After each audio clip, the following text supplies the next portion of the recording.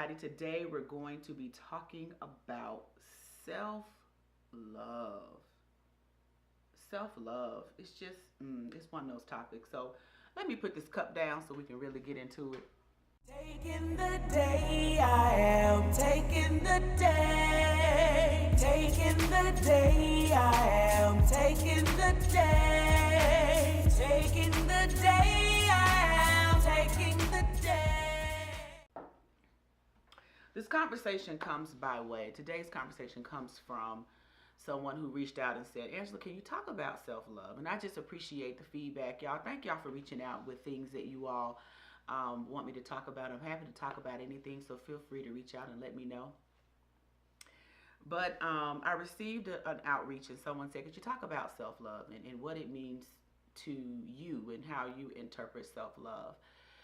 This is what self-love means to me. Self-love for me is, it's in three areas. The first area is my choices.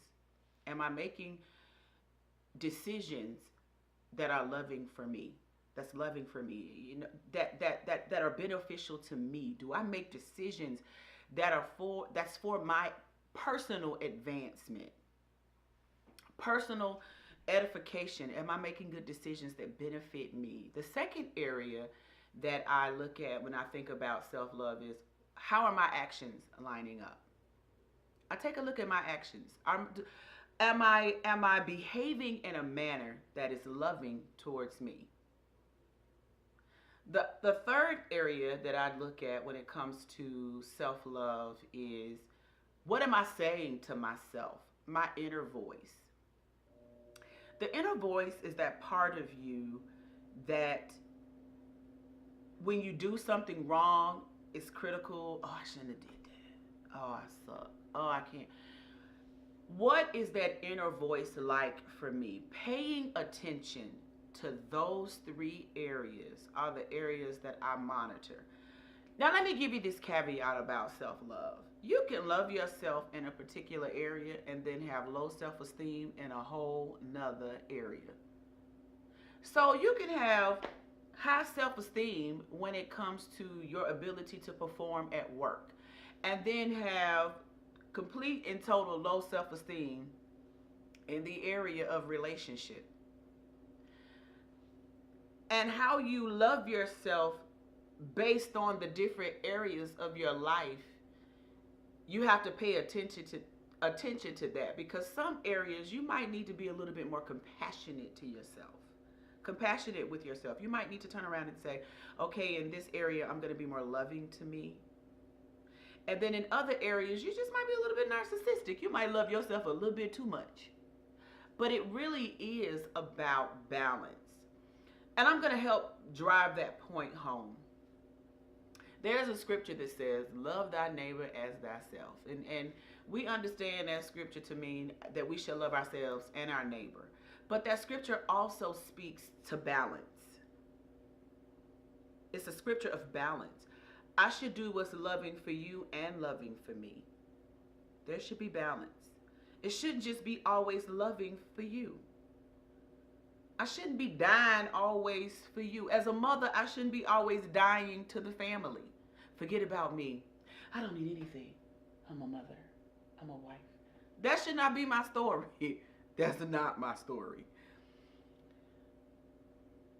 If you are at work, let's look at it from a work perspective, because some of us are way out of balance when it comes to work. We overextend in the area of work. We do too much. We stay late. We get there too early. We are not loving towards ourselves in that way. We love our careers more than we love our health. You spend so much time at work, you don't have time to go work out at the gym. You spend so much time at work, you don't have time for a love life. You don't have time for family. You don't have time for friends. That's not balance. It's balance. Love your neighbor as yourself. It's balance. It's like riding a bicycle. You can, if you pedal one side, you're going to fall off. You're going to tip right over. Just bump. It's balance. It has to ride together. One is balance. Loving for you, loving for me, loving for you, loving for me. It's a balanced type of thing. Are you balanced? Are you balanced? Where is the imbalance? So let's look at your choices. What choices are you making that's not loving? So, for example, and this is actually choice and actions mixed together. I had this idea long years ago. I'm going to serve healthy foods for my children. And I would cook these really healthy meals, heavy on vegetables and raw veggies and stuff like that. But I didn't want to eat it. Like, that wasn't what I wanted to eat. So literally, I would serve these fantastic healthy meals at home for the kids. And then me and my husband would get on the phone and talk about, because my husband gets in kind of late, we would get on the phone and be like, so where you going to get the chicken wings from? Are you going over here to the chicken spot? Or are you going over here to this chicken spot? Oh, you want Greek? Okay, let's go Greek tonight, but I want the extra sauce on my potatoes, right? So we would be doing all of that. And then one day, I don't know what I was doing. I don't remember, but I just remember it dropped down in my spirit so cold. You don't love yourself like you love these kids. Because you love these children enough to make sure they eat food that's good for their bodies, but you're killing yours. I think I cried that day. I think I cried. I think I had a moment and I cried. Like, y'all, I really cried. Because that was a moment where I realized I needed to grow in self-love in that area. And I'm still growing.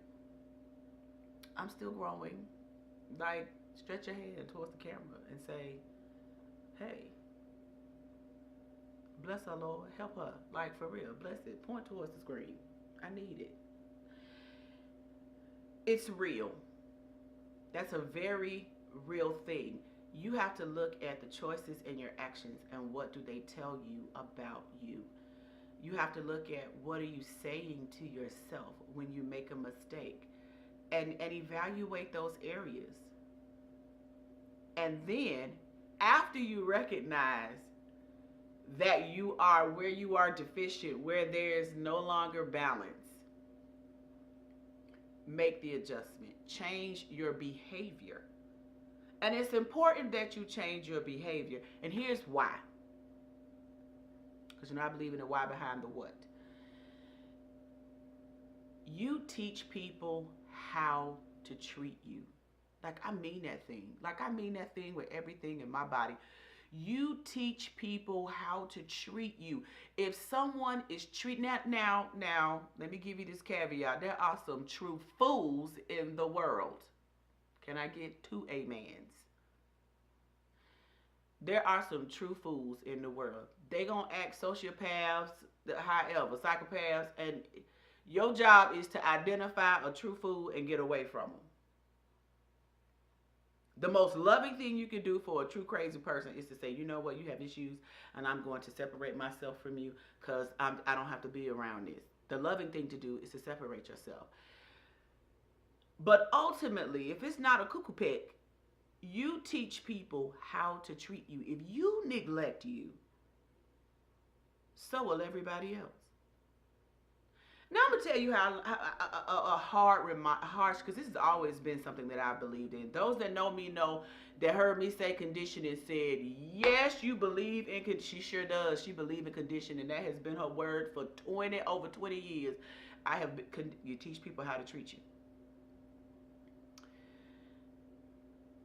Every time, and here's the lesson from me, every time someone had a dream, a vision from the Lord, a hope and a goal, child, I would be the first person to show up with my ideas, ready to help you reach your goal, write the check, write a check, not the check, a check, contribute to.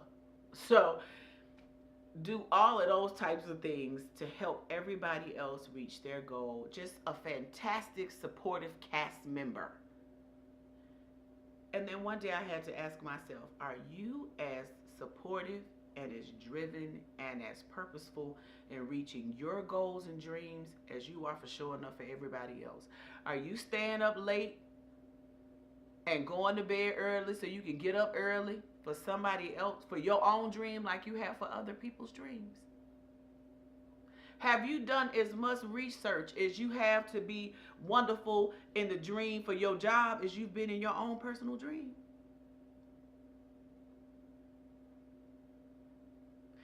then don't be mad when the people around you don't show up for your dream, because what you've shown them is that you will show up for them. You've neglected your own dream. Why do you want them to show up for yours? You neglected it. You treated it like it wasn't anything. You communicated to them that your dream wasn't anything. I taught you to neglect me and neglect my dream. You teach people how to treat you. If you want people to treat you good, you treat yourself good. People will fall in line. People will respect it. They'll see it. They respect it. And if someone treats you differently than the way you treat yourself, then you have a choice to say, you know what? I'm not going to allow you to treat me that way. And sometimes you don't know if a person is going to end up being a cuckoo peck or not. But when you realize that they are, love yourself enough to remove yourself. That said, that's it for this week's Coffee and Conversation. Please, y'all, reach out. Let me know if you have any questions. I'll look for you in the comment section. Take the day, take the week. Have a fantastic experience on this week. I'll see you next time on Coffee and Conversations with Angela. Taking the day, I am taking the day. Taking the day, I am taking the day.